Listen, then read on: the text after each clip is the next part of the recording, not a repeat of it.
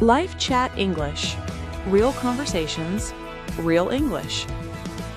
Hello, everyone, and welcome back to Life Chat English, your favorite place to learn easy, natural English through real, everyday conversations. I'm Chloe. And I'm Sam. Hi, Chloe. How are you today? I'm great, thanks. A little tired, but happy to be here. And you? I'm good. Actually, Chloe, I have a little story I wanted to share with you. Oh, lovely. I love a story. Go on. So, last summer, I went on holiday to Madrid. Madrid, beautiful. Beautiful, sunny, tapas, wonderful. And you know, before that trip, I'd been learning Spanish. Oh, how lovely. For how long? About 2 years, every single day, a little before bed, a little on the bus. Wow, that's such a sweet habit. It really was. And you know, that little green owl was always celebrating me at the end of every session. Oh, I know that owl. He's very encouraging. Very encouraging. So I land in Madrid, I walk into this little cafe, and I thought, okay, this is the moment. This is what the 2 years were for. Your big debut. My big debut. The waiter looked at me, I opened my mouth, and honestly, very little came out. Ah. I knew the word for water, I knew the word for please, but somehow in that moment, my mouth just wouldn't quite cooperate. So I smiled, pointed at the menu, and said, "This one, please," in English. Oh, that's so relatable. It really is. And I sat down afterwards with my coffee and thought, you know, that wasn't because I hadn't worked hard. I'd worked really hard. You really had. It was more that the way I'd been practicing wasn't quite the way Spanish actually shows up in real conversations. Yes, and honestly, Sam, that is exactly what happens to so many of our listeners with English. They work so hard. They study every day. They watch the videos, they do the exercises, and then, in a real moment, the words just don't quite come out yet. So what's going on there? It's usually not about effort. It's about a few small habits that quietly slow your English down, even when you're putting in the hours. Oh, so it's not me, it's the method. It's the method. And the lovely thing is, once you spot them, they're really easy to swap.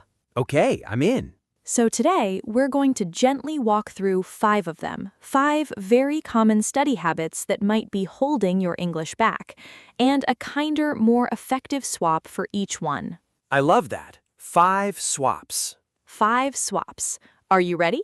I'm ready, but first, one quick little favor. Of course. If you enjoy our podcast, please tap that like button. Subscribe to Life Chat English so you don't miss an episode. And share this one with a friend who's been working really hard on their English. It really helps us so much. Thank you. Okay, let's gently get into the first one. So, Sam, mistake number 1 is something almost every learner does, and it's the silent killer. The silent killer. That sounds dramatic. It is a bit dramatic. Mistake 1 is translating in your head. Translating in my head. What does that mean exactly? Okay, so imagine you want to say something in English, but before you open your mouth, you write the whole sentence in your first language. Then, in your head, you translate every word one by one. Then you check the grammar, then finally you speak. Oh no, I do that in Spanish constantly. Everyone does it. But by the time you finish translating, the conversation has moved on. The other person has already asked another question, and you're still translating the first one. Yes, that's exactly what happened in Madrid. The waiter said something, I started translating in my head, and he just stood there waiting, and I panicked. That's the problem. Translation is too slow. Real conversations don't wait. So what should I do instead? Build a direct connection. Object, then English word. Not object, first language word, then English word. Can you show me? Sure. Look at your cup of coffee. Don't think the word for coffee in your first language. Just look at the cup and think cup, coffee, hot, brown. So I skip the middle step. Skip the middle step. Train your brain to link the thing directly to the English word. Picture, English. Picture, English. How do I practice that? A simple game. Walk around your house, touch 10 things, and just name them in English. Door, lamp, window, sofa. No translation, just the word. Just point and name. Just point and name. 2 minutes every morning. After a few weeks, your brain stops going through your first language. It goes straight to English. That's such a simple fix. It is. And then build up. The lamp is on the table. The window is open. Tiny English sentences with no translation in between. Mistake 1. Translating in your head. Fix. Link the thing directly to the English word. Mistake 2. And Sam, this one is yours. Mine? Why is it mine?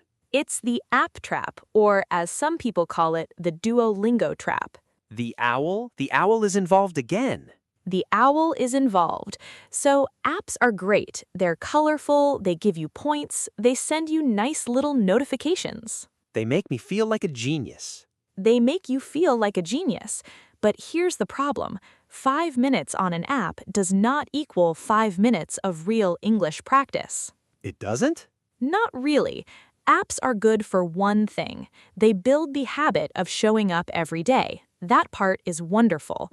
But they mostly teach you to recognize words and tap the right answer. Recognize, that word. Recognize means you see it and you know it, but producing English, actually making sentences, speaking out loud, that is a totally different skill. Ah, so I can recognize a word, but I can't really use it. Exactly. You can tap apple when you see a picture of an apple, but if your friend says, "I had the best apple pie last weekend," and you have to reply naturally, the app didn't really train you for that. That makes painful sense. So what's the fix? Don't quit the app. Just put it in the right place. Where's the right place? Think of the app as a warm-up. 5 minutes in the morning, fine. But the other 25 minutes of your daily English should be real input and output. Real input? What does that mean? Listening to a real podcast, watching a real YouTube video, reading a real article, having a real conversation, even with yourself. So the app is the snack, and the real content is the meal. Beautiful. The app is the snack. The real content is the meal. You can't live on snacks. Mistake 2. The Duolingo trap. Fix. Keep the app, but make real English the main meal. Okay, mistake 3. This one is going to hurt some people. Oh no. Are we attacking Netflix? We are attacking Netflix. Mistake 3 is watching Netflix with subtitles in your first language. Ouch. I know. So many learners say, "I watch English shows every day, but my English isn't improving." And then I ask them, "What language are the subtitles in?" And they go, "Oh, in my own language." I've done that too. Everyone has. But here's what's actually happening. Your eyes are reading your first language. Your ears are barely listening. Your brain is just reading a translation. So I think I'm studying, but really, I'm just reading subtitles. Yes, and after 2 hours of studying, you've learned almost nothing new in English. You enjoyed the show, that's wonderful, but please don't call it study. Harsh, but fair. So what's the fix? 3 options: easy, medium, brave. Ooh, I love a difficulty scale. Easy. Switch the subtitles to English. Same show, same fun, but now your eyes and your ears are matched. Eyes and ears together. Together. Medium, pick one short scene, 3 or 4 minutes. Watch it once with English subtitles, then again with no subtitles, then a third time and try to repeat 1 or 2 lines. Oh, like mini shadowing. Like mini shadowing. Brave, no subtitles at all. Just listen. Yes, you'll miss things, that's okay. Your brain is working harder. That is the whole point. I won't lie, brave mode sounds scary. It's scary the first time. By the 5th time, it's just normal. And listeners, you don't need a whole show. Even one scene, done actively, is more useful than a whole movie watched passively. Active versus passive. That's the key word, right? That's the key word. Active means you are working with the English. Passive means you're just letting it wash over you. Mistake 3. Watching Netflix the wrong way. Fix. Switch the subtitles to English or go brave with no subtitles. Okay, mistake 4. Sam, do you have a vocabulary notebook? I have a notes app full of Spanish words, hundreds of them, from 2 years of study. And how many do you actually use? Honestly, maybe 20. That is mistake 4, collecting single words. Ouch, another one. A lot of learners write down words, just one word, reliable, awkward, disappointed, and they try to memorize the list. I do this. Word definition, word definition. The problem is words alone don't tell you how to use them.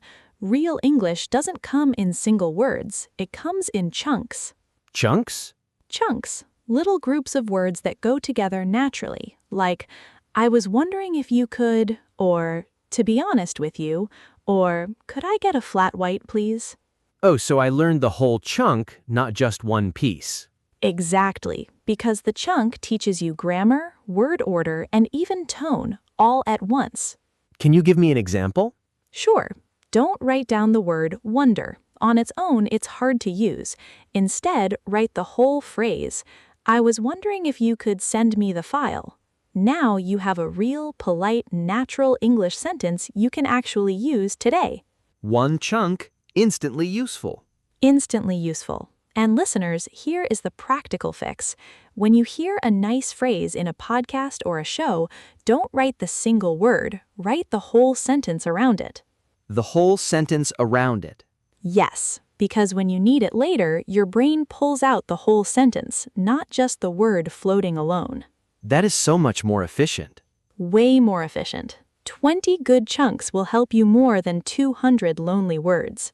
Mistake 4, collecting single words. Fix, collect chunks, not lonely words. And mistake 5, the big one. The big one. Okay, I'm ready. Mistake 5 is studying grammar rules all day. Oh, but Chloe, we are an English podcast. Grammar is important. Grammar is important, but there's a big difference between knowing the rule and being able to use it. Say more. Okay, imagine someone who can explain perfectly when to use the present perfect tense, have plus past participle, for actions connecting past and present. They can draw you a diagram. Sounds like a teacher. Sounds like a teacher, but then ask them a simple question. Have you ever been to London? And they freeze. They have to think for 10 seconds. Knowing the rule, but not using it. Right, they have a grammar book in their head, but not a speaking mouth. I feel personally attacked. We all do. So what's the fix? Flip the order. Flip the order? Yes, most learners study the rule first, then try to make sentences. Do it the other way around. Listen and read first. Notice the pattern. Then, if you're curious, look up the rule. So I meet the grammar in real English first. First, babies don't learn grammar rules. They hear "where's mommy" 1,000 times. Then one day they say it. The pattern is in their ears, then in their mouth. Then maybe in their head much later. Much later. So instead of opening a grammar book, open a podcast. Notice how Chloe says, I've been thinking about it all morning. Notice how Sam says, I've never tried that before. Those are present perfect, in the wild. In the wild. I love that. And then when you say it yourself, you copy the pattern you heard, not the rule from the book. That's a completely different way of studying. Completely different. Use grammar books for quick checks, like a dictionary, not as the main meal. Mistake 5, studying grammar rules all day. Fix, meet the grammar in real English first, then check the rule. Okay, Sam, quick recap. 5 mistakes. Ready?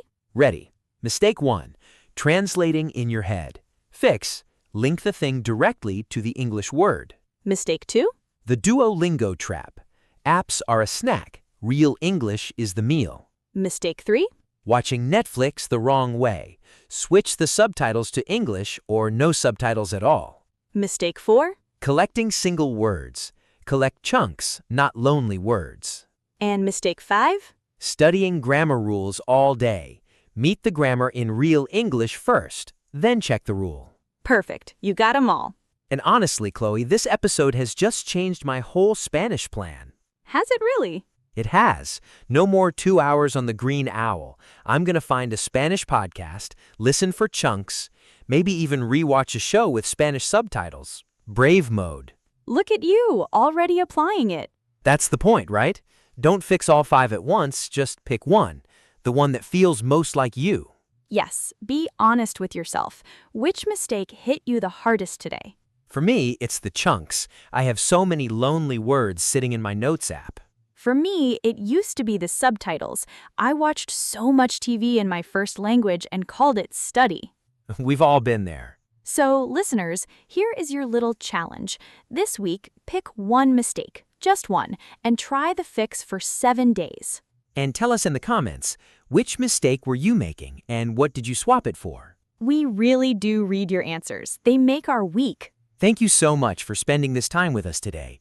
You didn't waste it, you invested it in your English. Until next time, study less, use more. Study less, use more. I love that. Bye, everyone. Bye-bye. Take care.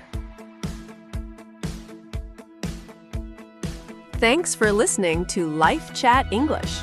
If you enjoyed this, please like, share, and subscribe for more real-life English practice. See you in the next episode.